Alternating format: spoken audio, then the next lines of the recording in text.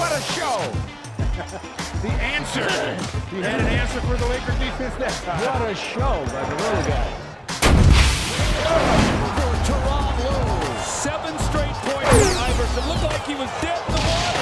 Hey, Allen said yes. The bucket, the crowd loves it. Nice play by Allen Iverson.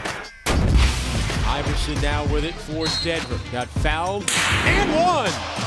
Wow. That's knowing how to play. Allen Iverson was getting ready to pass the ball and Anthony caught it in the corner wide open. Are you kidding me? Wow. Oh, that's a point guard, folks. Unbelievable.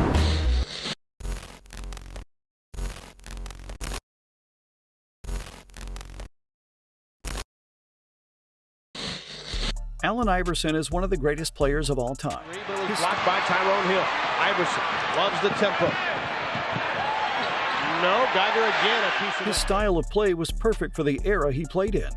During his prime, absolutely no one could stop AI in an ISO situation. Earning the Sixers a fresh 24. Iverson behind his back. He has one of the best and cleanest handles the game has ever seen. convert both. And hold Detroit.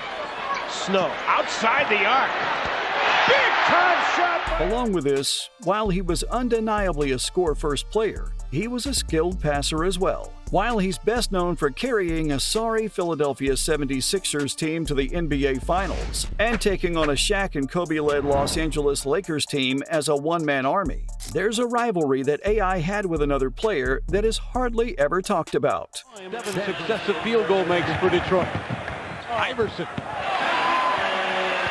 He's got 11 with a soft touch off the high glass. That brings us to the other half of one of the most underrated rivalries of the late 90s and early 2000s, Grant Hill. Do you remember how many points you had in that game against Iverson when he scored 60? No, I don't. He scored 60. We lost. It was a tough loss. So I don't remember. Had it not been for injuries, Hill had a very strong chance of joining Iverson as one of the top talents of the era. He was an extremely well-rounded player who had very few, if any, major flaws in his game. Lindsay darts out.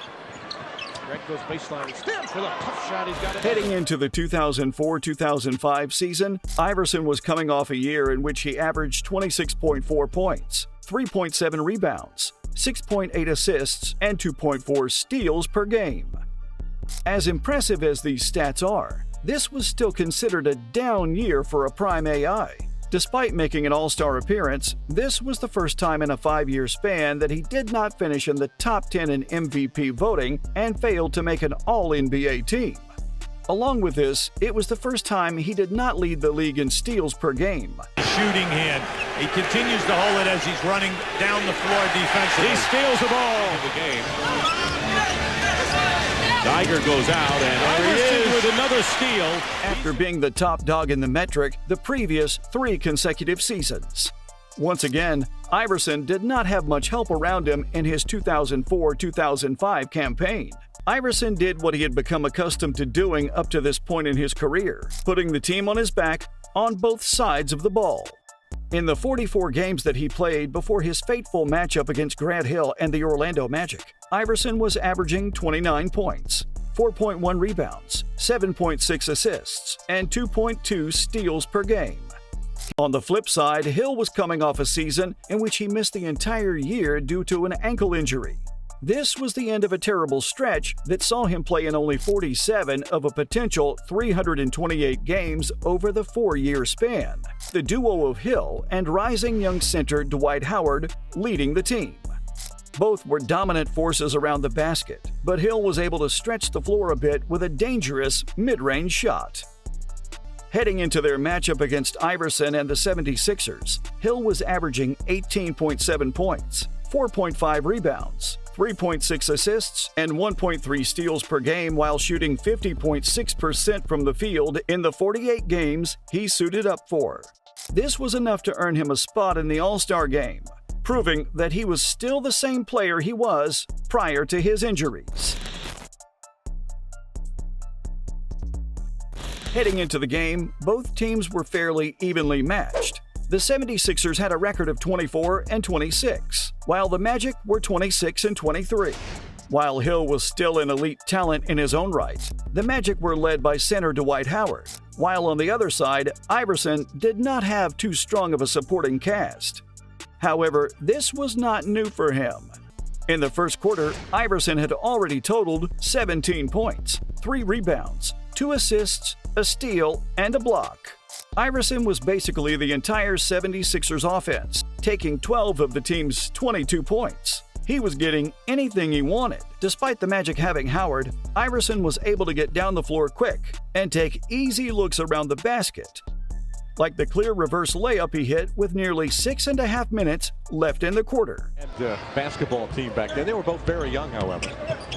Iverson under the rim and reverses it. On the other end, Hill had a very strong first quarter of his own, scoring 12 points. Himself, whether he's dishing off or even if he's missing a shot in there, so it turns into a good offensive. The 76ers had come out to an early 31-22 lead in the first and kept their foot on the gas into the second quarter. When you can't guy to guy or get a handout on him, and then a guy can get that little... Iverson could not be stopped on the offensive end, even with the team switching to a zone defense. If you're thinking Kobe Bryant and LeBron James who can do those same things, you're right, but that's fast company. Wow. And attempting to put Hill on him at different points of the game. Battered and bruised, he's got partial tear, the rotator cuff, he's battling the flu. He got into a zone in ISO, and nothing the Magic threw at him could affect his mid-range shot. Side to Dalibert, then outside to Iverson. And Iverson just steps right through there and lays a chance to get out of this. But Iverson makes him pay. A perfect example of this is the offensive sequence that took place with nearly 5.5 minutes left in the second. Dry area. Make sure Steve was all right. Iverson scored another 12 points, pulled an additional rebound, dished out 2 more assists, and recorded a couple of more steals. Hill. Unable to finish. Iverson, his eyes light up as Cato, the hand on the ball a lot, knocking it loose, creating fast break opportunities. However, things did not go nearly as well for Hill, who shot only 1 from 5 from the field, only managing 2 points. Grant Hill quickly gets 2 back for the Magic. Heading into halftime, the 76ers held a commanding 62-44 lead. In the third quarter, Hill struggled for another 2 points in the period. A few minutes. First field goal for Grant Hill. While Iverson continued to show out. Shooting close to 50%. That's exactly where he is right now at 12 for 24. While he was only able to sink 2 of his 6 shots, including a buzzer beater at the end of the quarter. Iverson hounded by Nelson. The shot is good. He managed to put up 11 points, along with getting another steal. While the Magic were able to win the quarter, they still faced an uphill battle, being outscored 85-71 heading into the final quarter. Shockingly, Hill did not see a single minute in the fourth, and Iverson took full advantage of the Magic, missing their top perimeter defender. He posted an insane 20 points in the quarter, while dishing out 2 more assists and picking up 1 more steal. And another steal. Free safety in football, just able to pick that right out of there. There it is, number 50. It's 58. His pulse is probably about 48 right now, too. His 60th point came with around a minute left in the game. He drove hard to the basket and earned a trip to the free throw line where he sank both and set a new career high. The main plot and the Magic come back to subplot. Iverson will go to the line. He was up there talking to Deshaun Stevenson, telling him to send him his way.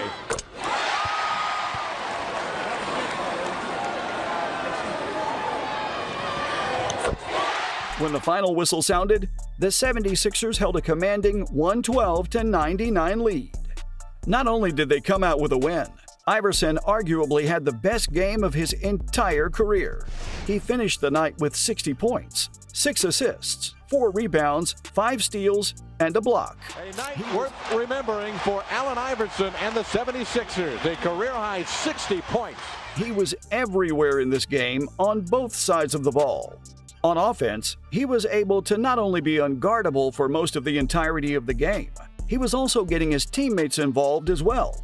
Along with this, he did an amazing job on the boards, especially when taking into account that AI only stood at 6 feet, and they were playing against one of the top rebounders of all time in Howard. On the defensive side of the ball, he was an absolute pest. He made Magic guards' life hell for almost the entire 48 minutes of regulation. You could not have asked for a better performance out of AI in this game, and once again, he carried his team to another win. In comparison, this was a forgettable night for Hill. While he posted a respectable 16 points and a rebound, it was very clear that his best days were behind him. Had he never suffered all these severe injuries in his past, there's a chance that this could have gone on to be another elite battle between the two rather than Iverson completely dominating him and his teammates.